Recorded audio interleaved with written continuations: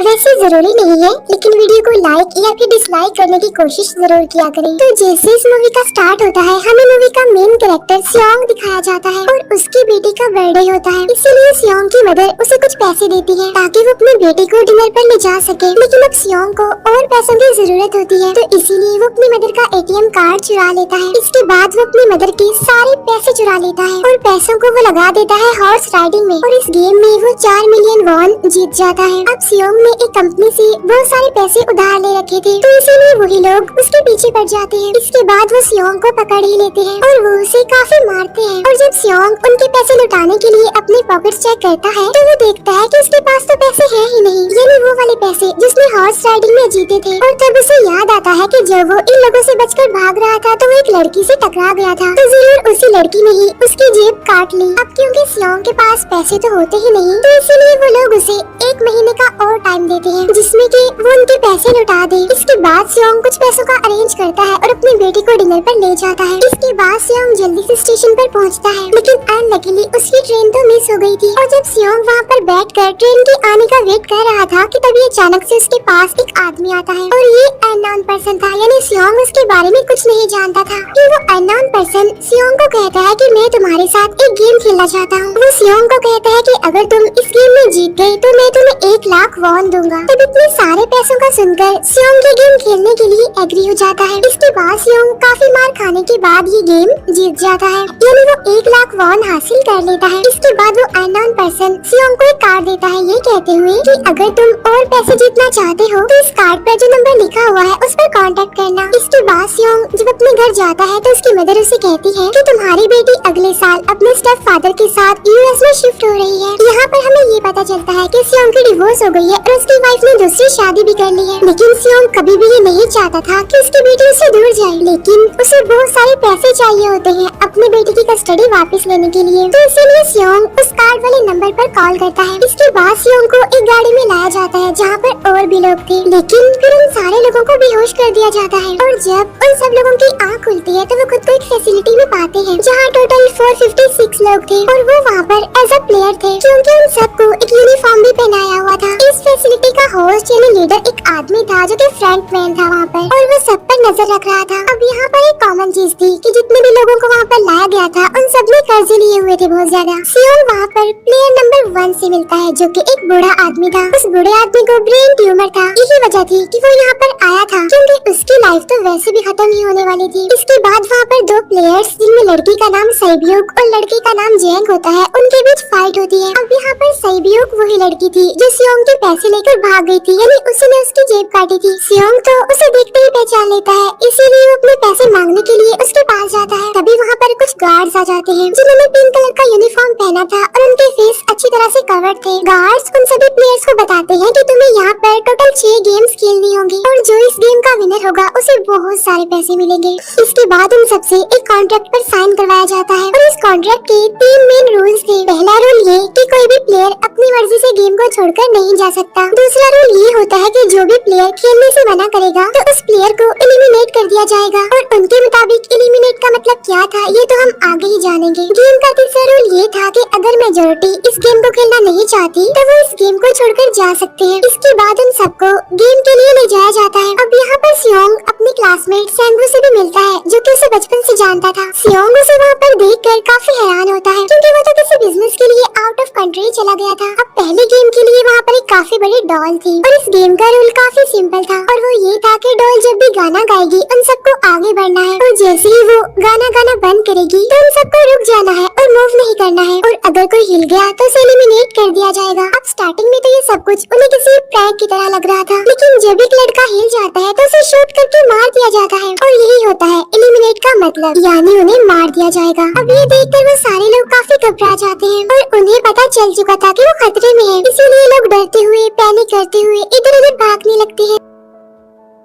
लेकिन अब क्योंकि गेम का रूल था, इसीलिए जो भी हिलता है उसे मार दिया जाता है, और जितने भी सर्वाइवर होते हैं वो किसी न किसी तरह इस गेम को कंप्लीट कर ही लेते हैं। लेकिन जो लोग मर जाते हैं उनकी डेड बॉडीज को वहाँ से ले जाया जाता है, और अब 456 प्लेयर्स में से सिर्फ 255 ही रह गए थे। अब क्योंकि वो सारे प्लेयर्स इतना ज्यादा डर जाते हैं कि अब कोई भी गेम खेलना नहीं चाहता था। लेकिन जैसा कि रूल नंबर 3 था कि अगर मेजोरिटी चाहे तो वो ये गेम स्किप कर सकती है, तो इसीलिए उनका लीडर यानी फ्रंटमैन वोटिंग करवाता है, लेकिन इससे पहले उन्हें प्राइज मनी दिखाई जाती है, यानी जो विनर को मिलेगी। लेकिन इन केस अगर कोई गेम को छोड़कर चला जाएगा तो ये सारे पैसे मरे हुए प्लेयर्स की फैमिलीज को मिल जाएंगे और ये prize money total 45 billion won होती है। इसके बाद वोटिंग करवाई जाती है, जिसमें मेजोरिटी इस गेम को खेलना नहीं चाहती थी, तो इसलिए गेम को यहीं पर स्टॉप कर दिया जाता है। लेकिन अगर कभी फ्यूचर में वो लोग चाहें तो इस गेम को रिज्वाइन कर सकते हैं। इसके बाद सभी लोगों को उनके घरों पर छोड़ दिया जाता है। नेक्स्ट सियोंग पुलिस स्टेशन जाता है और वहाँ पर वो पुलिस को सारी बात बता देता है, लेकिन इन लोगों को सियोंग की बातों पर यकीन नहीं होता और उल्टा वो लोग उसे पागल समझने लग जाते हैं। इसके बाद सियोंग उन्हें वही वाला कार्ड दिखाता है, लेकिन हैरान कर देने वाली बात तो ये है कि उस पर जो नंबर था वो रॉन्ग था। इसके बाद सियोंग जब घर जाता है तो उसकी मदर वहाँ पर नहीं होती। उधर सियोंग का क्लासमेट सेंगू अपनी मदर को छुपकर देख रहा होता है और तभी वहाँ पर सियोंग भी आ जाता है।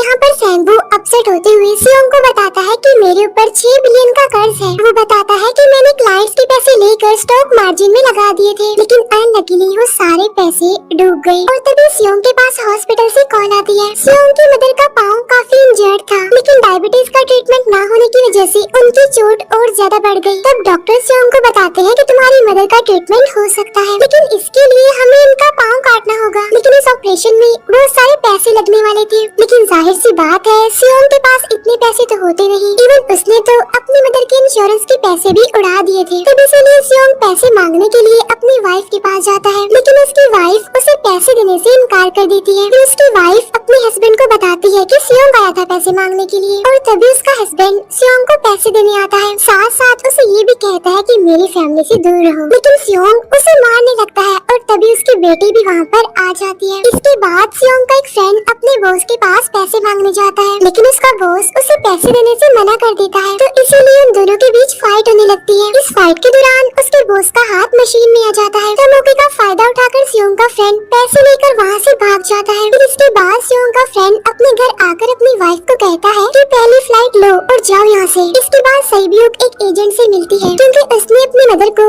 नॉर्थ एरिया से साउथ एरिया में लाना था। सईब्यूक वही लड़की जिसने सियोंग की जेब काटी थी, लेकिन यहाँ अपनी मदर को लाने के लिए सईब्यूक को बहुत सारे पैसों की जरूरत थी। अब सईब्यूक का एक छोटा भाई भी होता है, जिससे उसने प्रॉमिस किया होता है कि मैं मदर को जरूर ले आऊंगी। इसके बाद हमें एक ऑफिसर दिखाया जाता है, और इस ऑफिसर का भाई कुछ टाइम से मिसिंग था, इसीलिए वो ऑफिसर अपने भाई के घर जाता है, जहाँ उसे पता चलता है कि उसका भाई तो पिछले कुछ दिनों से अपने घर पर भी नहीं आया। और जब वो ऑफिसर घर को चेक कर रहा होता है तो उसे एक कार्ड मिलता है वहाँ पर, और इस ऑफिसर ने सेम ऐसा ही कार्ड पुलिस स्टेशन में सियोंग के पास भी देखा था, तो इसीलिए वो ऑफिसर सियोंग के पास जाकर उसे इस बारे में पूछता है, लेकिन सियोंग उसे कुछ नहीं बताता। इसके बाद सियोंग जब अपने घर जाता है तो उसे वो कार्ड दोबारा मिल जाता है वहाँ पर। अब सियोंग डिसाइड करता है कि वो दोबारा से उस गेम को ज्वाइन करेगा, इसीलिए सभी प्लेयर्स को एक शिप के पास ले जाया जाता है। इधर ही वो ऑफिसर भी गाड़ियों का पीछा करते हुए उस शिप तक आ जाता है। वो एक गार्ड को मारकर उसे पानी में फेंक देता है। इसके बाद उन सभी प्लेयर्स को एक आइलैंड पर मौजूद फैसिलिटी में लाया जाता है। अब यहाँ पर उन्हें जरा भी अंदाजा नहीं था कि अगला गेम कौन सा होगा और उसे कैसे खेला जाएगा। इसके बाद वो लोग अपनी अलग अलग टीम्स बना लेते हैं। रात को सईब्यूक और उसकी फीमेल फ्रेंड वॉशरूम जाते हैं। यहाँ पर सईब्यूक गार्ड्स की नजरों से बचते हुए उस फैसिलिटी को एक्सप्लोर करने लगती है। तभी वो देखती है कि गार्ड्स बड़े बड़े बर्तनों में कुछ बना रहे हैं, लेकिन अब क्योंकि गार्ड्स को शक हो जाता है तो ये गार्ड वॉशरूम्स को चेक करने के लिए आता है, लेकिन तब तक सईब्यूक वापस आ चुकी थी। इसके बाद सईब्यूक अपनी फीमेल फ्रेंड को सारी बात बता देती है जो उसने देखा था, लेकिन यहाँ पर सेंगू उन दोनों की बातें सुन लेता है और वो इस बारे में सईब्यूक से पूछता है, जिस पर सईब्यूक बताती है कि वो बड़े बड़े बर्तनों में कुछ पका रहे थे। इसके बाद उन सभी प्लेयर्स को प्लेग्राउंड में लाया जाता है, जहाँ पर उनके सामने 4 शेप्स थी। 4 शेप्स में से उन्होंने किसी एक शेप को चूज करना था। अब यहाँ पर सेंगू को पता चल जाता है कि गेम क्या है और क्या करना है हमें। सेंगू सियोंग को बताता है कि सबने अलग अलग शेप्स को चुनना है। इसके बाद उन सभी को एक छोटा सा बर्तन दिया जाता है जिसमें की शेप्स बनी होती है। अब गेम उनकी ये होती है कि उन्होंने किसी तरह उस शेप को बाहर निकालना है बगैर डैमेज किए, लेकिन अगर शेप जरा से भी खराब हो गई तो उन्हें एलिमिनेट कर दिया जाएगा, यानी मार दिया जाएगा। अब यहाँ पर सेंगू तो इजीली उस शेप को निकाल लेता है, लेकिन सियोंग इतना ज्यादा घबरा जाता है कि उसकी हालत खराब होने लगती है, लेकिन फिर वो किसी न किसी तरह करके इस गेम को भी जीत लेता है। इसके बाद उन सबको वापस से रूम में लाया जाता है। अब यहाँ पर 187 प्लेयर्स वापस आए थे, जिनमें से अब सिर्फ 108 ही रह गए थे। इसके बाद उन सबको खाने के लिए ले जाया जाता है, लेकिन खाने की वजह से जैंग की एक लड़के से फाइट हो जाती है, जहाँ पर जैंग उस लड़के को इतना ज्यादा मारता है कि वो मौके पर ही मर जाता है। इधर ही हम देखते हैं कि उन प्लेयर्स में से एक डॉक्टर होता है जो गार्ड्स के साथ मिलकर मरे हुए लोगों के ऑर्गन्स निकाल कर उन्हें चाइनीज को बेचने का काम करता है। इसीलिए जब भी डेड बॉडीज को ले जाया जाता है तो वो डेड बॉडीज को गायब कर लेते हैं, क्योंकि ये सब कुछ एक प्लान के अकॉर्डिंग चल रहा था, क्योंकि ये सारा कुछ फ्रंट मैन से छुप कर हो रहा था। यही वजह थी कि कंट्रोल रूम में भी उन्होंने अपना ही एक आदमी बिठाया हुआ था जो कि उन लोगों की सारी वीडियो फुटेज डिलीट कर देता था, और गार्ड्स तो डॉक्टर को गेम के बारे में पहले ही बता देते थे ताकि वो सरवाइव कर सके। यहाँ पर एक गार्ड उसी प्लेयर डॉक्टर को बताता है कि आज हमने प्लेयर्स को जानबूझकर खाना कम दिया है ताकि वो आपस में लड़ने लगे, जिससे होगा ये कि सारे वीक प्लेयर्स गेम से आउट हो जाएंगे। साथ ही गार्ड डॉक्टर को अपनी अगली गेम के बारे में बता देता है। अब 30 मिनट के बाद वहाँ पर लाइट्स ऑफ होने वाली थी। अब यहाँ पर सैंगवू को पता था कि सियोंग की टीम जरूर कोई उल्टा काम करेगी, इसीलिए वो उस टीम को अपने पास बुलाकर उन्हें रिलैक्स रहने के लिए कहता है। उधर वो जो डॉक्टर प्लेयर होता है वो जैंग की टीम में शामिल हो जाता है। यहाँ पर डॉक्टर जैंग को बता देता है कि अगला गेम क्या होने वाला है। इसके बाद लाइट्स ऑफ हो जाती है और जैंग अपनी टीम के साथ मिलकर बाकी सभी को मारने लगता है। जैंग एक लड़की को मारकर सैब्यू को मारने जाता है, लेकिन तभी सियोंग उसे बचा लेता है। इसके बाद गार्ड्स वहाँ पर आकर उन सभी को रोक लेते हैं और अब टोटल 80 लोग रह गए थे। इसके बाद उन सभी को तीसरे गेम के लिए ले जाया जाता है और यहाँ पर उन्हें 10-10 प्लेयर्स की एक टीम बनाने के लिए कहा जाता है, और वो लोग ऐसा ही करते हैं, अपनी अपनी टीम बना लेते हैं। अब क्योंकि जैंग को अगली गेम के बारे में पहले ही पता होता है, इसीलिए वो सैब्यू की फीमेल फ्रेंड को अपनी टीम में नहीं रखता और वो अपनी टीम में सिर्फ मर्दों को ही रखता है। इसके बाद सैंगवू भी अपनी एक टीम बना लेता है। अब क्योंकि उन्हें एक प्लेयर की जरूरत थी, तो इसीलिए सैब्यू की फीमेल फ्रेंड उनकी टीम में शामिल हो जाती है, और ये गेम असल में टग ऑफ वॉर का होता है, यानी उन्होंने अपने सामने वाली टीम को नीचे गिराना था। इसके बाद गेम स्टार्ट हो जाती है और जैंग की टीम बड़ी आसानी से इस गेम को जीत लेती है। इसके बाद बारी होती है सैंगवू की टीम की। तब प्लेयर नंबर 1 यानी वो बूढ़ा आदमी कहता है कि मैंने अपनी जिंदगी में बहुत सारी टग ऑफ वॉर्स खेल रखी है, इसीलिए उन सबको गाइड करता है कि इस गेम को कैसे जीतना है। तो इसीलिए वो लोग किसी न किसी तरह करके इस गेम को जीत जाते हैं। ये दिखाया जाता है कि 30 मिनट के बाद दोबारा से लाइट्स ऑफ हो जाएंगी, जिस पर सैंगवू उन सबको कहता है कि रेडी रहना। तो इसीलिए वो डिसाइड करते हैं कि एक एक करके हम पहरा देंगे। अब जैंग की टीम में एक से बढ़कर एक चालाक प्लेयर था, तो इसीलिए जैंग को डर होता है कि कहीं उसकी टीम उसे साइड पर न लगा दे, यानी उसे ही अपने रास्ते से न हटा दे।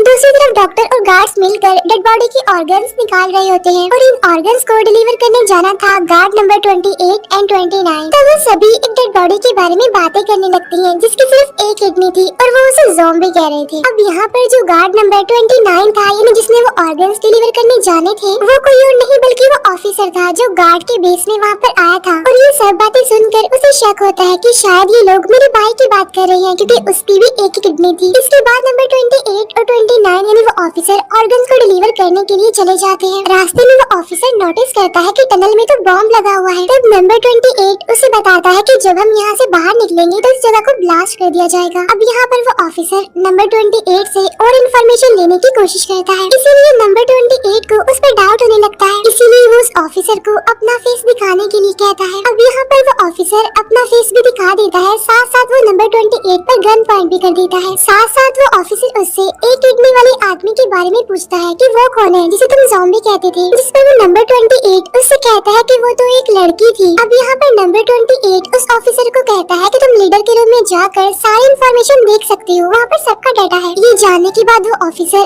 नंबर 28 को मार डालता है। उधर वो डॉक्टर गार्ड से अगली गेम के बारे में पूछता है, लेकिन इस बार गार्ड्स को भी अगली गेम के बारे में पता नहीं होता। तब इसीलिए डॉक्टर को गुस्सा आ जाता है और वो एक गार्ड को पकड़ लेता है और उनकी फाइट होने लगती है। इसी फाइट में डॉक्टर उस गार्ड को मारकर वहाँ से भाग जाता है। इसके बाद एक गार्ड भी उसका पीछा करता है और वो दोनों प्लेग्राउंड में आ जाते हैं। यहाँ पर गार्ड डॉक्टर को अपनी बातों में फंसाकर उसे मारने वाला होता है, लेकिन तभी लीडर यानी फ्रंटमैन आकर उसे मार डालता है और बाद में वो उस डॉक्टर को भी मार डालते हैं। साथ साथ इन्हीं वहीं पर नंबर 28 की डेड बॉडी भी मिल जाती है, जिससे इन्हें ये पता चल जाता है कि फैसिलिटी में कोई घुस गया है। उधर वो ऑफिसर लीडर यानी फ्रंटमैन के रूम तक पहुँच जाता है, तो वो चेक करते करते एक ऐसे रूम में जाता है जहाँ पर सबके रिकॉर्ड्स थे, और जब वो ऑफिसर रिकॉर्ड चेक कर रहा होता है तो उसे सभी विनर्स की एक लिस्ट मिलती है, जिसमें उसके भाई का भी नाम था, यानी वो भी कभी विनर था। उधर सभी प्लेयर्स को 4th गेम के लिए ले जाया जाता है, जहाँ पर उन सबको अपना अपना पार्टनर चुनने के लिए कहा जाता है, और वो प्लेयर्स करते भी ऐसा ही है, अपना अपना पार्टनर चुन लेते हैं। सही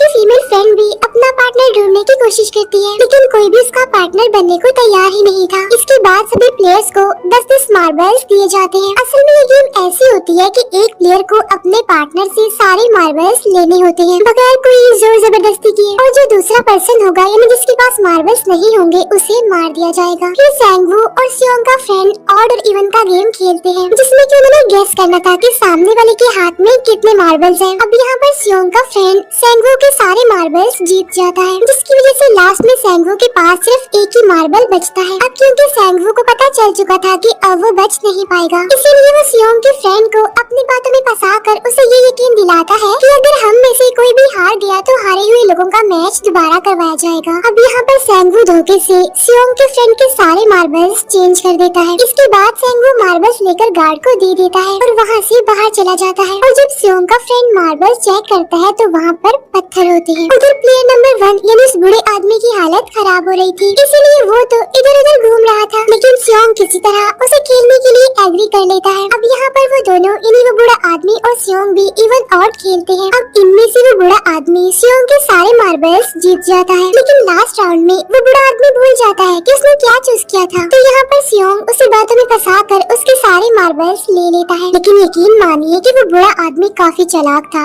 उसने एक मार्बल अपने पास ही रखा हुआ था और वो दोबारा से इधर उधर घूमने लगता है। अब यहाँ पर सियोंग उसे रिक्वेस्ट करता है कि प्लीज मेरे साथ एक और गेम खेलो ना। तब यहाँ पर वो बूढ़ा आदमी कहता है कि मुझे पता है कि तुमने सारे मार्बल्स धोखे से लिए हैं मुझसे। वो कहता है कि मुझे सब पता था, बस मैं पागल बनने की एक्टिंग कर रहा था। तभी सुनकर सियोंग को उस पर तरस आ जाता है और वो उसे ही सारे मार्बल्स दे देता है। उसके बाद सैब्यूक और उसकी फीमेल फ्रेंड भी गेम खेल रहे होते हैं। उनकी गेम ये होती है कि जो मार्बल्स को दीवार के ज्यादा करीब फेंकेगा वही जीतेगा। पहले सैब्यूक अपने मार्बल्स फेंकती है, लेकिन जब सैब्यूक की फ्रेंड की बारी आती है तो वो अपने सारे मार्बल्स फेंक देती है। लेकिन जब सैब्यूक ये देख लेती है तो वो अपने फ्रेंड को दोबारा फेंकने के लिए कहती है, जिस पर उसकी फ्रेंड कहती है कि नहीं सैब्यूक, मैं बिल्कुल अकेली हूँ, मेरे पीछे तो कोई भी नहीं है, लेकिन अगर तुम्हें कुछ हो गया तो ये अच्छी बात नहीं है, तुम्हारे पीछे तुम्हारा छोटा भाई है, तुम्हारा वेट कर रहा है वो। और इसी वजह से सैब्यूक की फ्रेंड को मार दिया जाता है। इसके बाद उन सबकी डेड बॉडीज को वहाँ से ले जाया जाता है। इसके बाद वो सब वापस से रूम में आ जाते हैं। यहाँ पर जैंग देखता है कि सैब्यूक की वो वाली फ्रेंड तो अभी तक जिंदा है, जो कि बड़ी आराम से बैठी हुई थी। अब यहाँ पर हमें पता चलता है कि सैब्यूक की ये वाली फ्रेंड जैंग की भी फ्रेंड थी, लेकिन अब क्योंकि उन दोनों के बीच किसी बात को लेकर क्लैश चल रहा था तो इसलिए जैंग की वो फ्रेंड उसे बुली करने लगती है। इसके बाद फ्रंटमैन को एक डेड बॉडी के पास उस ऑफिसर का आईडी कार्ड मिल जाता है। तभी फ्रंटमैन को पता चलता है कि उसके सारे वीआईपीज आ चुके हैं, तो इसीलिए फ्रंटमैन उन्हें लेने के लिए चला जाता है। फिर सारे वीआईपीज को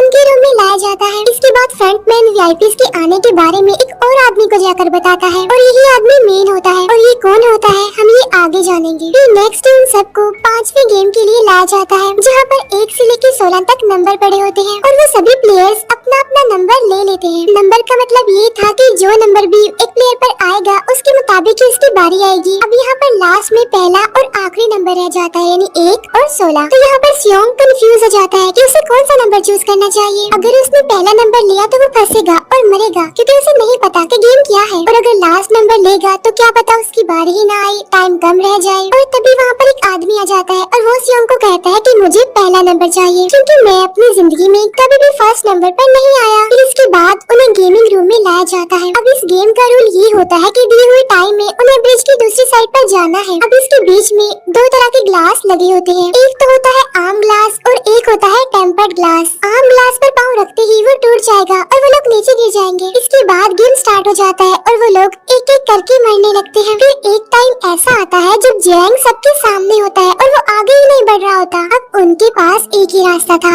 या तो वो आगे जाए या सारे ही मर जाएं। और तभी जैंग के सामने उसकी वही फ्रेंड आ जाती है जो उसे बुली कर रही थी और वो जैंग को कहती है कि मैंने तुम्हें कहा था कि जिस दिन तुमने मुझे धोखा दिया मैं तुम्हें मार दूंगी। इसके बाद वो जैंग को पकड़ लेती है और उसे लेकर नीचे कूद जाती है, जिसकी वजह से उन दोनों की मौत हो जाती है। और वहाँ पर एक आदमी था जो कि ग्लास कंपनी में काम करता था और उसे पता था कि टेम्पर्ड ग्लास कौन सा है, लेकिन जब फ्रंटमैन को इस बात का पता चल जाता है तो वो लाइट्स ऑफ करवा देता है ताकि वो ग्लास को पहचान ही ना पाए। अब लास्ट में एक ही स्टेप बचता है और उनके पास तो टाइम ही नहीं था, इसीलिए सैंगवू उस आदमी को धक्का दे देता है। तो यहाँ पर सैंगवू, सियोंग और सैब्यूक ब्रिज को पार कर लेते हैं, लेकिन ग्लास टूटने की वजह से उन्हें काफी चोट लग जाती है, खास तौर पर सैब्यूक को। उधर उस ऑफिसर ने एक सर्वेंट को मारकर उसकी जगह खुद ले ली थी।